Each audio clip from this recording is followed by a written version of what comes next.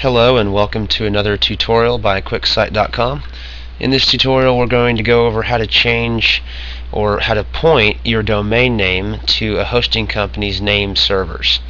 And basically what that is every computer out there that broadcasts files to the internet have a name like you and I do. And it's important that the internet understands through your domain name registrar exactly what computer it needs to go look off to find the files for your website. So that's what we're going to go over. If you go to QuickSite.com and go under domain names, you'll find that I recommend GoDaddy. And let's just go ahead and go to GoDaddy. Basically when you're at GoDaddy, you're going to need to log in with your account number and password. Okay, and they've gone through some changes, and I'm just going to go through this to kind of show you the steps. I'm not going to show you the customer information for this account, but the key is that on the left hand side under My Products you'll want to find Domain Manager, and when you do you'll want to click on that. Alright, and here we've got the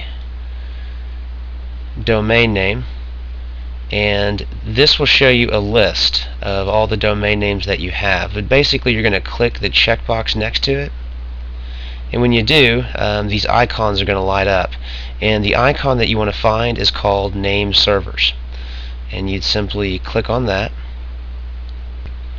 And when you do, this pop-up box window appears, and you'll want to make sure that Custom Name Servers is the one that is filled in, that radio button, and you have name server 1, 2, and 3. Typically you just need the first two, and whatever hosting company you have will have this information, and you'd simply copy and paste the name server into the first field and then the one into the second field, and oftentimes the only difference is the number 1 and the number 2 somewhere in the name of it. Once you complete that, hit OK.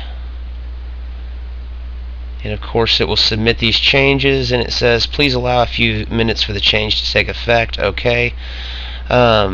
Sometimes they say that it can take up to 24 hours to propagate across the internet.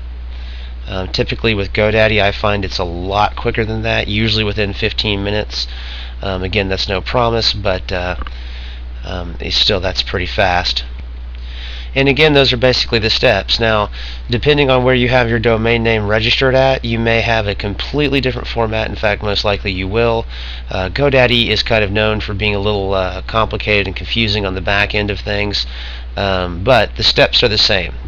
Regardless of your registrar, you're going to have or you should have a way to select the domain name, administer changes to it, and one of those changes should be to rename your name servers. And a lot of times if you get it at GoDaddy, for example, of course they're going to try to sell you their hosting, and so by default the name servers that your domain name is pointed to is GoDaddy servers. And if you're going to use their service, that's fine. Otherwise, whatever the other hosting company you choose to use, just input their name servers or the name of their computers. And if you think about it, that kind of lends to some flexibility as to if you need to change servers real quick. Or let's say you've got a site on hosting company A, and on their server holds all the files for site A, and then let's say you get a better site done on hosting company B on their servers. Well, all you got to do, it's like a switch that on an old Ford pickup, that you can choose which gas tank you want to draw from. Basically changing or pointing your domain name to different name servers is kind of like flipping the switch to tell the internet to look off a different computer for the files of your domain name. Now, although if you change your name servers to a different hosting company, your old site won't show. Your old site's files should still be preserved on the original hosting company's server, to which you should be able to get in there and download, but you might want to do that before you change your domain name over to the new server. You may want to do that by FTP, because once it propagates across the internet, that change, then the FTP information won't be good anymore for that old hosting account. So anyway, I hope this helps you on getting your domain names pointed to the proper hosting company, and that concludes this tutorial.